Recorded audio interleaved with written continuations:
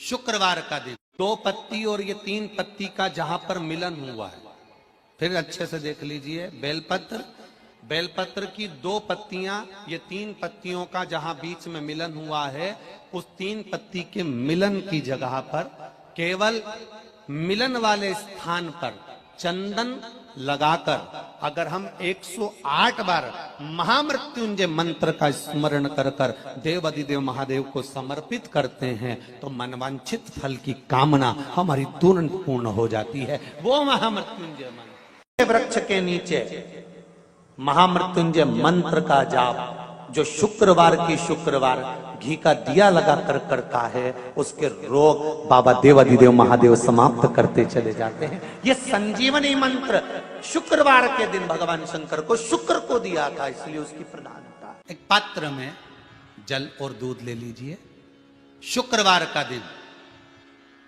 तो कहोगे गुरुजी ये कथा कहां से निकाल के लाए हो? तो विष्णु पुराण में से आप उसको स्मरण कर सकते हो। काय में से? विष्णु पुराण में से। एक पात्र में देसी गाय का दूध, जल उसमें रखकर, और आपके अगर लड्डू गोपाल हो, यदि आपके घर में ठाकुर जी हो, लड्डू गोपाल हो, विष्णु जी का कोई स्वरूप हो, श्री हरि का कोई स्वरूप हो, तो उस पर शुक्रवार के दिन आप संध्या के समय पर दुर्वा डालकर उस दुर्वा से अगर लक्ष्मी जी के नामों का 108 बार उच्चारण कर कर घी का दिया लगाकर कैसर के चावल साथ में रखकर केवल उस जल का और दूध का मात्र छींटा देते हो तो उसके घर में कभी लक्ष्मी की कमी नहीं आ सकती, संपदा बढ़ती चली जाती है। 108 बार लक्ष्मी के नाम का मात्र उच्चारण कर लेने पर भगवान विष्णु के चरणारविंद पर, भगवान विष्णु के चरणों पर केवल उस दुर्वा का जल का दूध का सींचन कर देने से भी लक्ष्मी की वृद्धि होती, लक्ष्मी देती, दुर्वा बढ़ती है। और दुर्वा का एक बहुत सुंदर गुण है महाराज, बहुत सुंदर गुण है दुर्वा का। जहां पर उसके भीतर गांठ आती है ना, वहां से 2 रास्ते बना देती है। बोलो बनाती कि नहीं बनाती? कभी दुर्वा देखी होगी आपने। जहां गांठ आई वहां 2 रास्ते बनाएगी, फिर गांठ आई फिर 2 रास्ते बनाएगी, फिर गांठ आई फिर 2 रास्ते बनाएगी।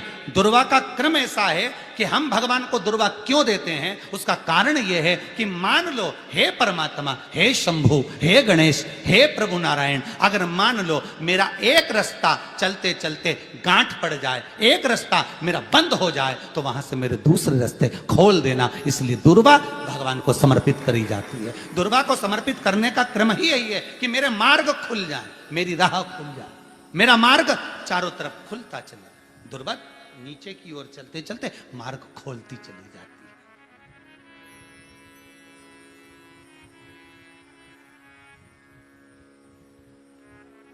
अमृत है ये, इसलिए नष्ट नहीं होती। तोड़ के रख लेना, प्रैक्टिकल करके जरूर देखना, सियोर वाला महाराज कहीं झूठ तो नहीं बोल रही है। तोड़ कर रखो दुर्वा को, बोरी में भर कर रखो। 4 साल 6 महीने 8 महीने बाद सूख जाए, बेकार हो जाए, उसके बाद भी उसको खेत में, बगीचे में कहीं ले जाकर पटक देना, 8-15 दिन पानी देना, देखो फिर वापस वही हरी की हरी होना, वही कहीं ना कहीं से स्फुटित होते फिर आगे बढ़ना चालू कर देगी। उसका तत्व है अमृत, वो अमर है, मरती नहीं, फिर चालू हो जाती। शिव कहते हैं यही अमरता है, यही अमरता है कि दुख आया तो मरने की नहीं सोचना है। तकलीफ आई, कष्ट आया, रोग आया, बीमारी आई, थोड़ा सा तकलीफ आ गई, थोड़ी बीमारी आ गई, थोड़ा दुख आ गया, तो ये मत सोचना मैं मरना है। नहीं नहीं नहीं, अभी तो और जीना है। तो किस लिए जीना है? कोई कहेगा इसको कहीं आसक्तियां होंगी, घर की, परिवार की, कुटुंब की, कबीले की, इसलिए करा। अब जितनी जिंदगी दी उस मालिक ने, अब मैं उसका भजन करूं। दुर्वा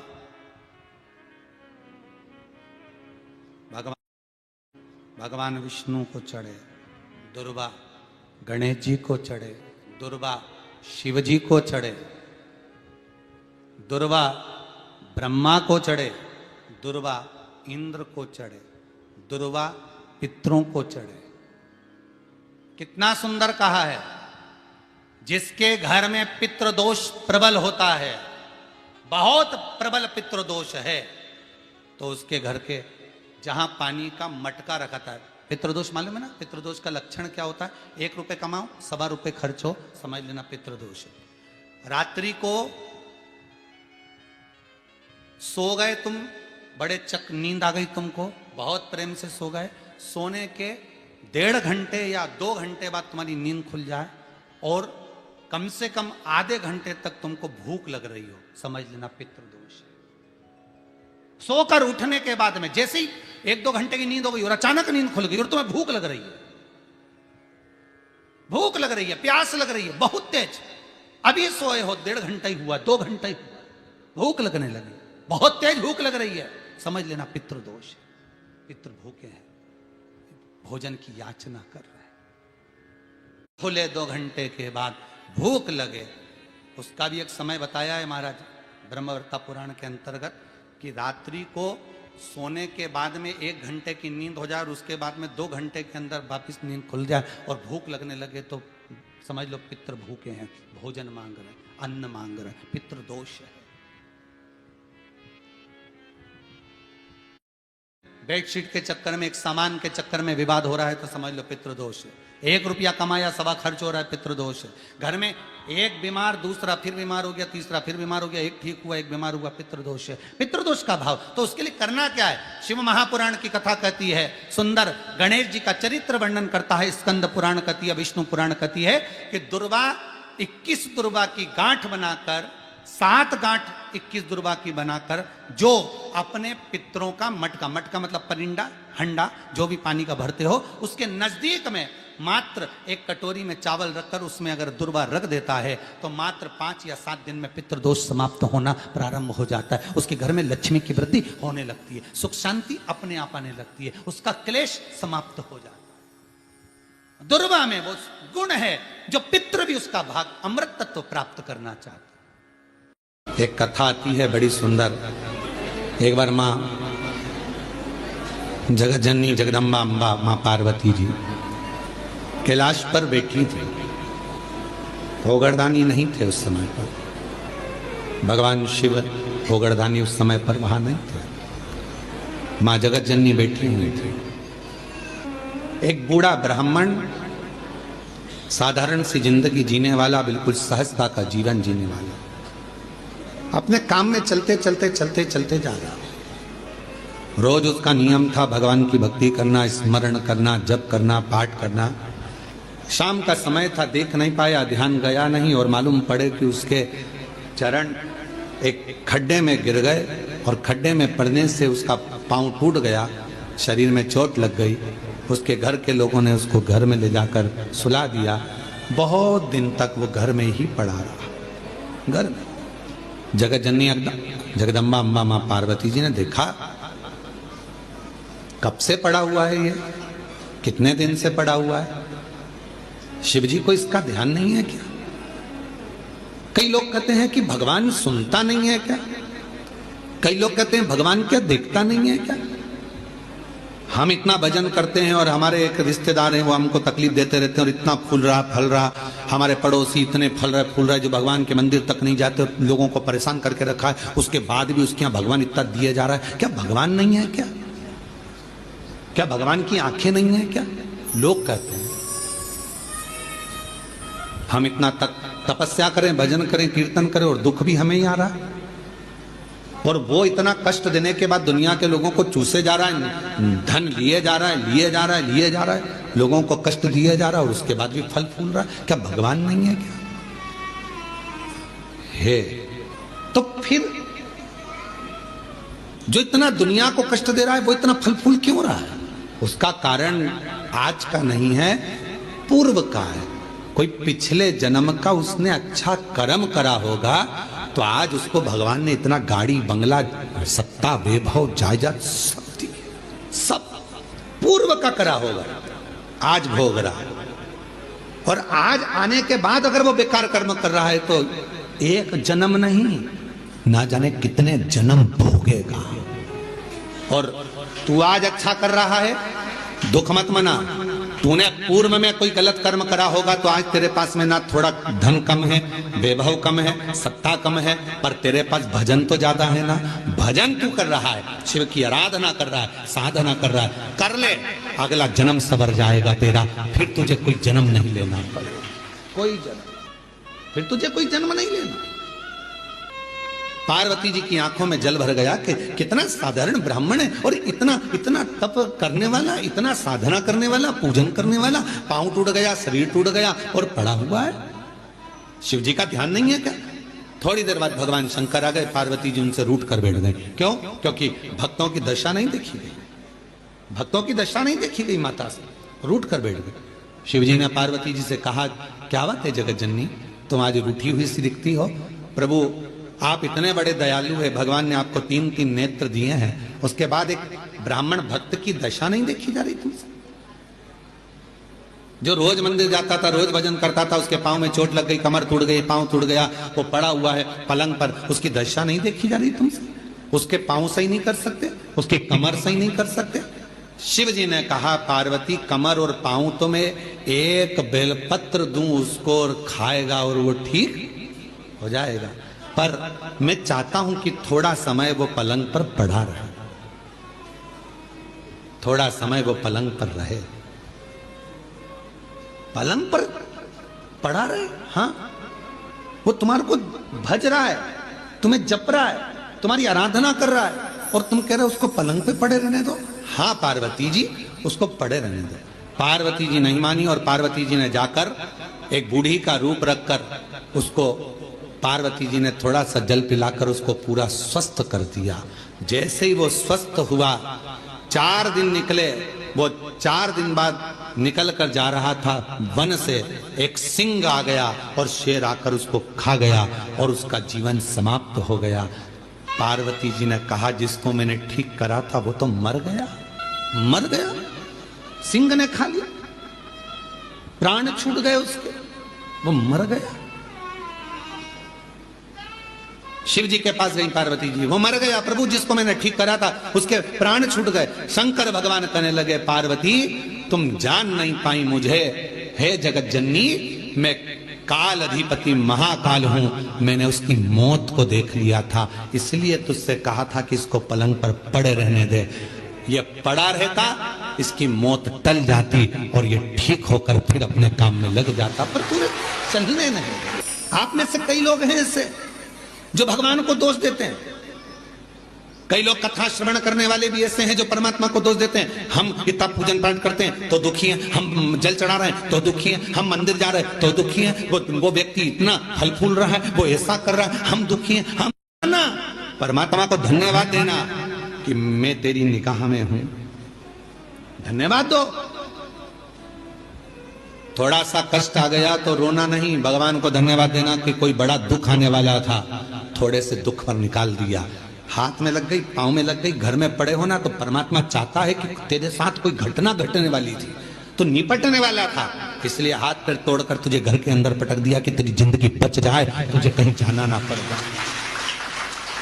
मेरी जीजियों, कभी कभी जब आपको ऐसा लगने लगे कि बहुत अकेली हूं,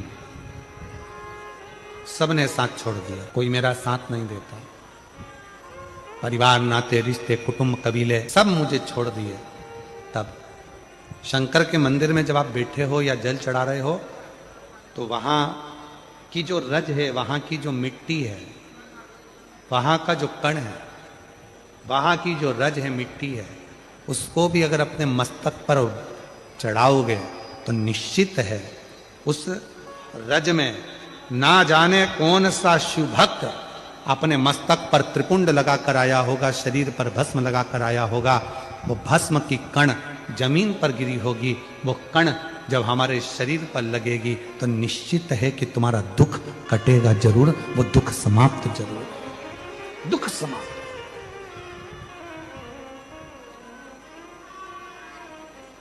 वो भस्म चपटी भभूत में है खजाना, जो तन पर भस्म चढ़ रही है। भगवान हुआ क्या, शिव महापुराण में महत्तम में वर्णन आता है, एक देवराज नामक का ब्राह्मण, जो कभी ब्राह्मण कुल में रहने के बाद भी ब्राह्मण कर्म नहीं कर पाया, जिसने कभी ना वेद पढ़ा, ना शास्त्र पढ़ा, ना कोई क्रम करा, ना कोई पाठ पूजन करी, ना कभी शंकर के मंदिर में गया, फिर भी वो देवराज मरा तो उसको लेने के लिए देवाधिदेव महादेव आ गए और नंदी पर बिठाकर लेकर गए। क्यों, किस लिए, क्या कारण था?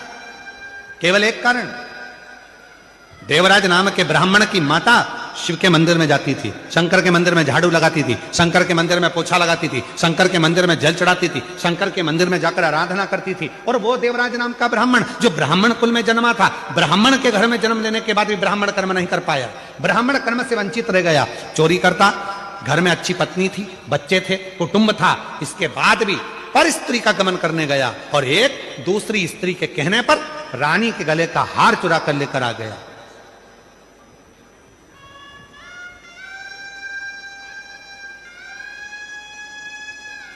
और वो हार जो रानी के गले का चुरा कर लाया, दूध पीछे पड़े, शरीर में ताप पड़ने लगा, बुखार आने लगा, कहां जाऊं? शंकर का एक टूटा सा मंदिर था, शिवालय था, उसमें जाकर छुप कर बैठ गया। दूत ढूंढते रहे, वो शिवालय में बैठा हुआ है और कांप रहा है, और उसी शिवालय में शिव महापुराण की कथा चल रही थी। कथा उसके कानों में पड़ी, जैसे ही महादेव का नाम लिया गया, हर हर महादेव कहा गया, बोलते से देवराज के सिर में दर्द हो रहा था, बाहर निकल गया, बेलपत्र के वृक्ष की छांव में, बेलपत्र के वृक्ष की छांव में उसने अपने प्राणों को त्याग दिए। और जैसे ही प्राण त्यागे, मेरे वो घरदानी उसको नंदी पर बिठाकर ले जा रहे हैं। देवराज ने प्रश्न कर दिया कि मेरे जैसा पापी, जिसने ना कभी भजन करा, ना संकीर्तन करा, ना कीर्तन करा, ना मंदिर में जल चढ़ाया, ना कभी मंदिर में दीप जलाया, ना कभी मंदिर में आराधना करी, ना मंदिर में कभी साधना करी, ना मैंने कोई मंत्र पढ़ा, ना वेद पढ़ा, ना शास्त्र पढ़ा, और मेरे जैसे पापी का उद्धार आपने कर दिया, ऐसा मैंने करा क्या? तब भगवान देवाधिदेव महादेव ने डमरू का नाद कर कर कहा, देवराज तूने कुछ नहीं करा, पर तेरी माता मंदिर जाती थी, जल चढ़ाती थी, और जब घर आती थी उसके शरीर में, उसके कपड़ों में, उसके शरीर में मंदिर की मिट्टी, मंदिर की रज, मंदिर का जल उसके शरीर में लग जाता था। और वो जब घर आती थी, वो रज उसके घर में चारों तरफ फैल जाती थी। उस रज के छूने से तेरी बुद्धि सही हो गई और तू चोरी का धन लेकर भी शंकर के मंदिर में चले गया और वहां तेरा उद्धार हो गया। वो रज में इतनी महत्व था, वो रज में इतनी महत्व था। वो रज कोई साथे, कोई गमी में गया, दुख में गया, हॉस्पिटल गया तो उसके कपड़ों को धो दिया जाता। और कोई तीर्थ गया, कोई भगवान की अविरल भक्ति करने गया, उसके कपड़ों को धोते नहीं, उसके कपड़ों को तो झड़ाते। पूरे घर के अंदर उसको झटकारा जाता है कि इसके शरीर में जो कण लगा है, इसके शरीर में जो तीर्थ की रज लगी है, वो रज हमारे जीव को, हमको प्राप्त हो। भीड़ में दो चीजें मिलती है, वो आपको भी मालूम है। भीड़ में दो चीजें मिलती है, भीड़ में दो चीजें प्राप्त होती है। कौन कौन सी चीज मिलती है भीड़ में? एक मिलता है धक्का और दूसरा मिलता है धोखा। बोलो बोलो, सही है कि गलत है? भीड़ में, छोटू भाई, भीड़ में दो चीजें मिलती है, एक मिलता है धक्का और दूसरा मिलता है धोखा। निगाह हटी और दुर्घटना घटी। अभी थोड़ी देर के लिए पल्लू नीचे आया था और भीड़ में धक्का लगा और धोखा। छोटू भाई, मिश्रा जी कहाँ बैठा? हाँ मिश्रा जी, ध्यान देना जरा, बहुत अच्छी बात है, कथा के तत्व पर ध्यान दीजिएगा। भीड़ में दो चीजें मिलती है, एक मिलता है धक्का और दूसरा मिलता है धोखा। पर याद रखना, दुनिया की भीड़ में धक्का भी मिलेगा और धोखा भी मिलेगा, पर जब धर्म की भीड़ होती है तो उसमें धक्का मिल सकता है पर धोखा कभी नहीं मिल सकता। उसमें शिव तत्व प्रदान जरूर करता, प्रदान कर। कई माताएं कहती है, गुरुजी हमारे देखो इतनी भीड़ थी, हमारी गले की चेन चली गई। अच्छा ईमानदारी से बोलो, जो नौकरी करने वाले हैं उनका प्रमोशन हो गया, तुम कथा सुनते सुनते पीछे से आगे आके बैठ गए, तुम्हारा प्रमोशन हो गया, पर चोट्टे का आज तक प्रमोशन नहीं हुआ। वो चोट्टा की चोट्टा ही रिया, उसका प्रमोशन नहीं हुआ। जिसकी चेन गई उसकी 2 तोले की ज्यादा बन गई, भगवान ने बनवा दी। मेहनत करी उसने कि अब गई, क्या करूं, रिपोर्ट भी करी मैंने, ये भी करा मैंने, वो भी करा, पर उसकी चेन भगवान ने कहीं ना कहीं मेहनत करके 2 तोले की ज्यादा बनवा दी, कृपा कर दी। पर जो चोट्टा था, चोट्टाई करते करते उसकी पूरी जिंदगी निकल गई, फिर भी वो चोट्टा की चोट्टा ही रिया, उसका प्रमोशन नहीं हो पाया, वो चोट्टा की चोट्टा ही। क्यों? क्योंकि उसने जिंदगी में सबको धोखा दिया है, और धोखा देने वाला कभी खुशी की जिंदगी नहीं जी सकता, वो दुख की ही जिंदगी जीता। याद रखना, भीड़ में दो चीजें ज्यादा मिलती हैं। पहले नंबर पर मिलता है धक्का और दूसरे नंबर पर मिलता है धोखा। दुनिया की भीड़ में चलोगे तो एक ना एक दिन धक्का भी मिलेगा और धोखा भी मिलेगा, इसलिए सावधान। धर्म में धक्का मिल सकता है पर धोखा नहीं मिलता, कभी धोखा नहीं मिल सकता। श्री शिवाय नमस्तुभ्यम जपने वाले को कभी धोखा नहीं मिल सकता। शंकर भगवान के मंदिर में झाड़ू पोछा करने वाले को कभी धोखा नहीं मिल सकता। और जिसने धोखा दिया है, एक ना एक दिन उसको रोते रोते तुम्हारे चरणों में आकर पांव पकड़ना ही पड़ेगा। अगर शिव भक्त के साथ धोखा किया, शंकर के भक्त के साथ अगर धोखा हुआ है, तो फिर एक ना एक दिन तुम उसको चरण पकड़ेगा।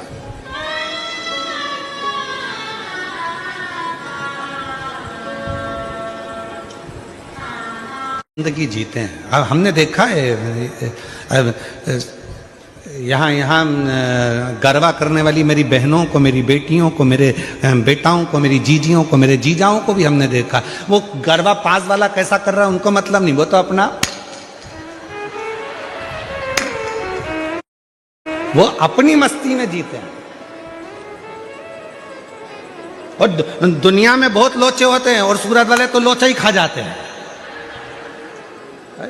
यहाँ एक खाने का आइटम भी है, क्या बोलते हैं, लोचा है। और दुनिया में लोचा शब्द दूसरा है, लड़ाई झगड़ा करना। अच्छे लोचे में फंसाया। अब तो सोचो जरा, गुजरात वाले कितने भारी होंगे। यहाँ लोचे को निपटा जाते, आजा। यहाँ कोई लोचा वोचा यहाँ फालतू का चलता नहीं है, तो अपन निपटू के बैठ जाओ।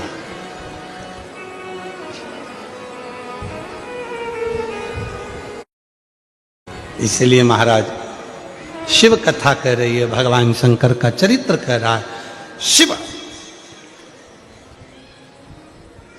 की भक्ति, भजन, स्मरण आप जैसा करेंगे, वैसा वैसा भगवान आपके पास दौड़कर आने के लिए तैयार बैठा। बात आपसे पूछें कि पांडव और कौरव दोनों में विवाद किस चीज के लिए हुआ? कोई गाड़ी के लिए विवाद हुआ क्या? घोड़ों के लिए विवाद हुआ क्या? सोना चांदी के लिए विवाद हुआ क्या? कौरव और पांडवों में विवाद हुआ तो केवल जमीन के लिए विवाद हुआ, केवल जमीन।